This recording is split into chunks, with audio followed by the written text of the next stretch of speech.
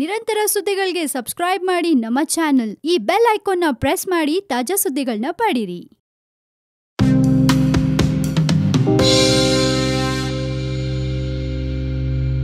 Hello my dear viewers, ನೀವು ನೋಡ್ತಾ ಇದ್ದೀರಾ one India Kannada YouTube channel. ನಾನು ರಶ್ಮಿ. ರಾಜ್ಯ ಸರ್ಕಾರ ಬದುಕಿದ್ಯೋ ಸತ್ತಿದ್ಯೋ ಕುಮಾರಣ್ಣ ಗುಡುಗು. ಹೌದು, ದಕ್ಷಿಣ ಕನ್ನಡದಲ್ಲಿ ಇತ್ತೀಚೆಗೆ ನಡೆದ ಕೋಮು ಗಲಭೆಗಳಿಗೆ ಸಂಬಂಧಪಟ್ಟಂತೆ ಸರ್ಕಾರ ಸ್ಪಂದಿಸ್ತಾ ಇರೋ ರೀತಿಗೆ ಮಾಜಿ ಮುಖ್ಯಮಂತ್ರಿ ಎಚ್.ಡಿ. ಕುಮಾರಸ್ವಾಮಿ ಅವರು ಕಿಡಿಕಾರಿದ್ದಾರೆ. ಮೈಸೂರು ವಿಶ್ವವಿದ್ಯಾಲಯದ ಮಾಜಿ ಉಪಕುಲಪತಿ ಪ್ರೊಫೆಸರ್ ಕೆ.ಎಸ್. ರಂಗಪ್ಪ ಅವರನ್ನ ಪಕ್ಷಕ್ಕೆ ಅಧಿಕೃತವಾಗಿ ಆಹ್ವಾನಿಸಿದ ಅವರು ಆ ಕಾರ್ಯಕ್ರಮದಲ್ಲಿ ಕಾರ್ಯಕರ್ತರನ್ನ ಉದ್ದೇಶಿಸಿ ಮಾತನಾಡಿದ್ರು. ಮಂಗಳೂರಿನಲ್ಲಿ ಇತ್ತೀಚೆಗೆ ನಡೆದ ಆರ್ಎಸ್ಎಸ್ ಕಾರ್ಯಕರ್ತರ ಹತ್ಯೆ ಹಾಗೂ ಮುಸ್ಲಿಂ ಯುವಕರ ಹತ್ಯೆ ಪ್ರಕರಣಗಳ ಬಗ್ಗೆ ತನಿಖೆಯಾಗಿ ತಪ್ಪಿತಸ್ಥರಿಗೆ ಶಿಕ್ಷೆ ಆಗಬೇಕು ಅಂತ ಆಗ್ರಹಿಸಿದ್ದಾರೆ. ಇನ್ನು ರಾಜ್ಯದಲ್ಲಿ ಕಾನೂನು ಸುವ್ಯವಸ್ಥೆ ಹದಗೆಟ್ಟಿದೆ. ಮಂಗಳೂರು ಘಟನೆಗಳನ್ನ ನೋಡ್ತಾ ಇದ್ರೆ ರಾಜ್ಯದಲ್ಲಿ ಸರ್ಕಾರ ಬದುಕಿದ್ಯಾ ಸತ್ತಿದ್ಯಾ ಅಂತ ಅನುಮಾನ ಬರ್ತಾ ಇದೆ ಅಂತ ಬೇಸರಿಸಿದ್ರು. ಮಂಗಳೂರಿನ ಕೋಮು ಗಲಭೆಗಳ ಬಗ್ಗೆ ತನಿಖೆಗೆ ಆಗ್ರಹಿಸಿ ಬಿಜೆಪಿಯ ಮಾಜಿ ಸಚಿವೆ ಶೋಭಾ ಕರಂದ್ಲಾಜೆ ಪ್ರತಿಭಟನೆ ಮಾಡ್ತಾ ಇರೋ ಬಗ್ಗೆ ಪ್ರತಿಕ್ರಿಯಿಸಿದ ಕುಮಾರಸ್ವಾಮಿ ಅವರು ಪ್ರತಿಭಟನೆಯಿಂದ ಸಮಸ್ಯೆ ಬಗೆಹರಿಯೋದಿಲ್ಲ, ಪಕ್ಷಾತೀತವಾಗಿ ಎಲ್ಲರೂ ಸಮಸ್ಯೆ ಇತ್ಯರ್ಥಕ್ಕೆ ಮುಂದಾಗಬೇಕು. ರಾಷ್ಟ್ರೀಯ ಪಕ್ಷಗಳು ಈ ರೀತಿ ಬೇಜವಾಬ್ದಾರಿಯಾಗಿ ವರ್ತಿಸೋದು ಸರಿಯಲ್ಲ ಅಂತ ಹೇಳಿದ್ದಾರೆ. ಸೊ ಕುಮಾರಸ್ವಾಮಿ ಅವರು ಹೇಳ್ದಂಗೆ